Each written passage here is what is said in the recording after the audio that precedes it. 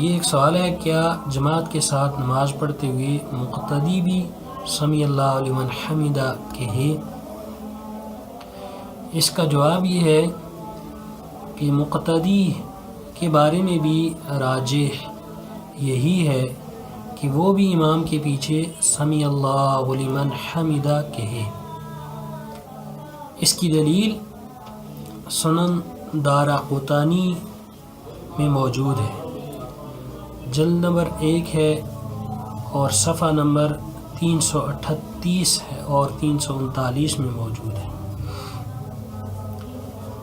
سیدنا ابو ہریرہ رضی اللہ تعالی عنہ بیان فرماتے ہیں، ان النبی صلی اللہ علیہ وسلم قال اذا قال الامام سمیع اللہ لمن حمدہ فلیقل من وراءہ سمیع اللہ لمن حمدہ، کہ نبی کریم صلی اللہ علیہ وسلم نے فرمایا جب امام سمیع اللہ لمن حمدہ کہے تو فلیقل من وراءہ، تو اسے چاہیے جو امام کے پیچھے ہے وہ بھی کہے سمیع اللہ لمن حمدہ۔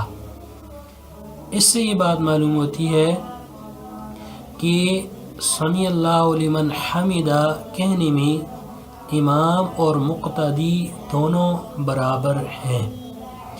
سنن دارقطنی کی یہ حدیث حسن ہے، اس کی سند حسن ہے، لہذا مقتدی کو بھی سمیع اللہ لمن حمدہ کہنا چاہیے۔